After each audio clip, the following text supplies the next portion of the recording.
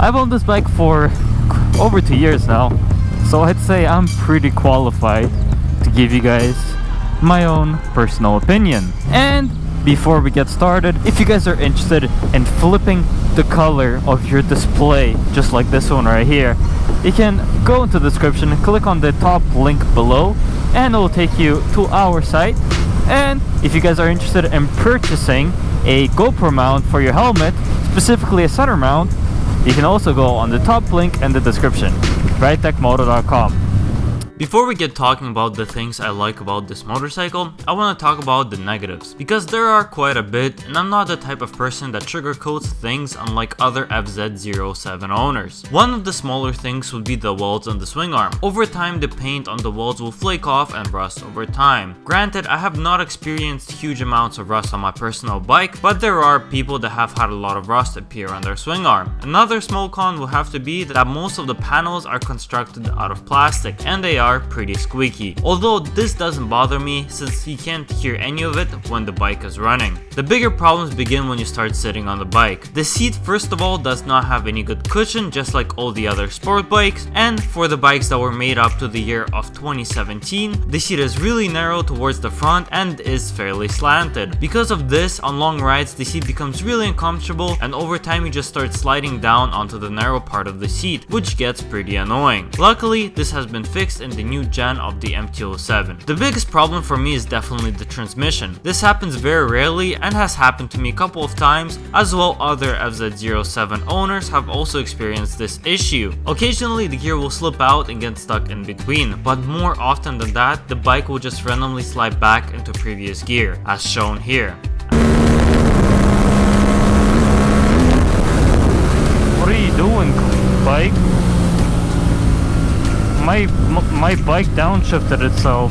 It happened to me a couple of times and it's pretty scary. This almost always happened going from 4th to 5th gear, and I found it only occurred when I shifted quickly. So a fix that worked for me was that ever since I got a quick shifter, I just set longer kill times on the 4th gear and haven't had a problem ever since. But all of you that like to clutchless shift by hand, be a little bit more cautious.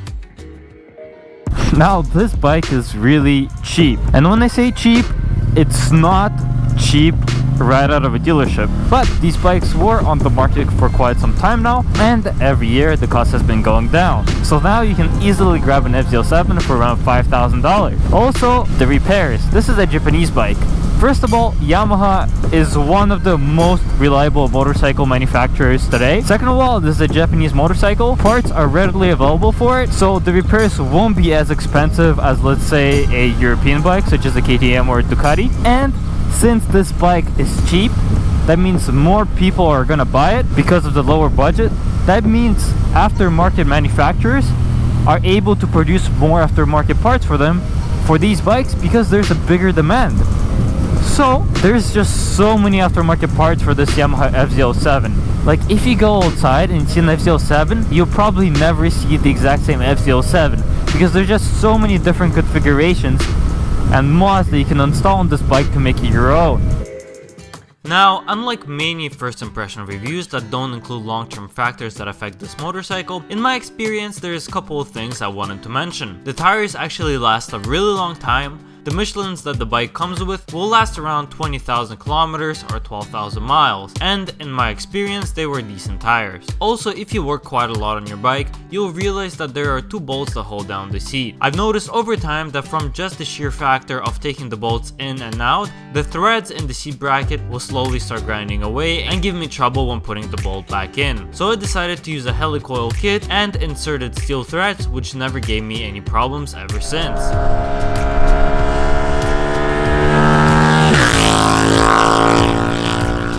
So What about the engine? The engine is very torquey, but that's of course everyone says that. In a more detailed way, it's really torquey at the beginning.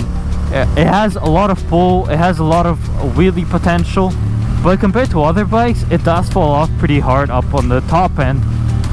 So if you're racing against, like, let's say Yamaha R6, in the beginning you might be able, you probably will pull away, but right after the R6 hits the power band, it'll just fly away. So this bike is perfect for the town or just casual riding, but for the track you would want something that has more RPMs, more cylinders, and higher top end range. Now it does really pretty easy in the first 3 gears, especially when you're at around 3,000 to 4,000 RPM. That's this bike's sweet spot. Even going over 100 kilometers with a nice tug, the wheel will come right up with no problems, especially after installing the tune on it and the exhaust. It's just much better power. Now I want to also display you, give you a 0 to 100 to 150 maybe, how fast I can get this bike. The problem is with this bike right now is once you launch it and you shift from first to second with a quick shifter, there's just so much torque that your front wheels just flies up into the air. So let's stop, give it a quick rev, and I'll put the times on the bottom of the screen.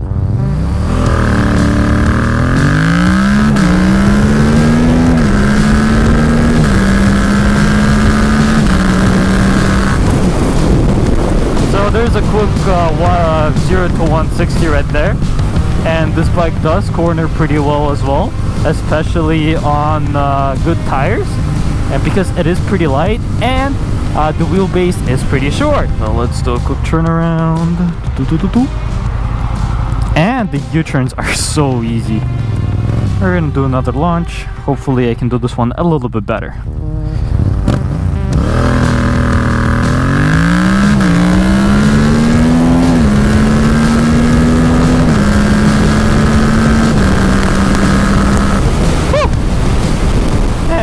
Of course it corners really well and it has pretty shitty brakes, but that's expected for a pretty cheap bike.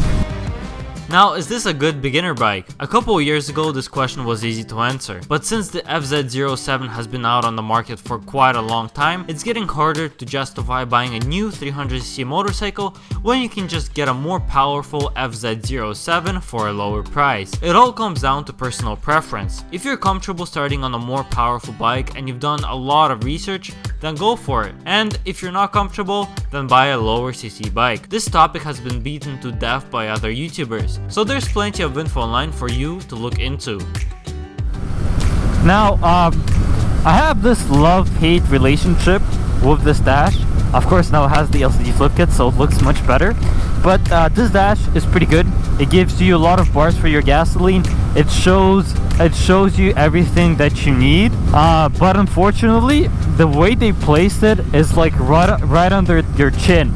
So it's not the safest thing in the world, because every time you want to check your speed or what gear you're in, you always got to look down, and when you look down you don't really see the road ahead of you. So it would have been better if it was like in the same location as what my phone is in right now. Like I can perfectly see my phone and the road in front of me, which is much safer than me looking down all the time. And if you guys are wondering what kind of phone mount I have on here, I'll provide everything in the description below. But otherwise, this dash is pretty informative, it is pretty big, and it is pretty nice. When it comes to the suspension, the 2015 to 2017 FZ-07 was said by many to be really soft. This heavily depends on your personal weight. In my experience for real world riding, the suspension was completely fine, even going into twisty roads. Although when you are really pushing it, I can feel the front become a little bit too wobbly, but aside from that, the suspension is good. Now, it was said that Yamaha improved suspension for 2018 year model, but there hasn't been too much of a difference, said by many. Now, unlike 300cc motorcycles, where all the motorcycles are more or less have similar power and relatively the same, when it comes to the 650cc class motorcycles, they're actually much more different compared to each other than the 300cc motorcycles. So let's say the SV650 and the FZ-07 might be considered to be in the same class, but the way they deliver power is completely different. Whereas the SV650, it goes more in a linear pattern. It goes like, it kind of always has power all the way from the bottom end to the top end. The FZ-07 is completely different, where it's stupid crazy fast and torquey all the way at the beginning, but then it's really slow and like has no proper response up top. Whereas the Ninja 650, it's just kind of, it has power kind of everywhere, but it doesn't really have a lot of torque that the FZ-07 provides, or even for that fact the SV650. So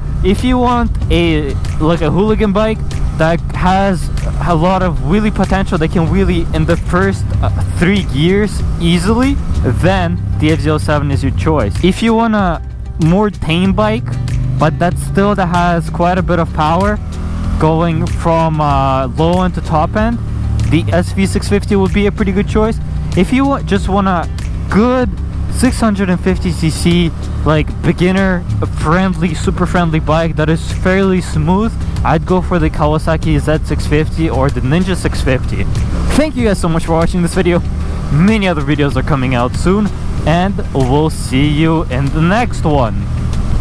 I'm proud to say that after months of hard work, we're finally proud to launch our new site, ridetechmoto.com. In the last couple of years, manufacturers have been coming out with some amazing looking helmets. Unfortunately, many of those helmets have very intricate curves up on the front, which make it almost impossible to attach an action camera using these generic sticky mounts. Here at RideTech Moto, we have developed action camera mounts which go exactly at the center of many helmets available on our site today. Finally, we can avoid this and this. As of right now, we have mounts available for helmet brands such as AGV, Shoei, Icon, and many more. We sell standalone mounts or full adjustable kits that help you arrange the camera at the best angle. Go ahead, check out the site and see if a mount is available for your helmet. And if it's not and you would like to have one made, please comment below with the name of the helmet and we will put it on our list. So don't waste any more time and get a RideTech mount for your helmet today.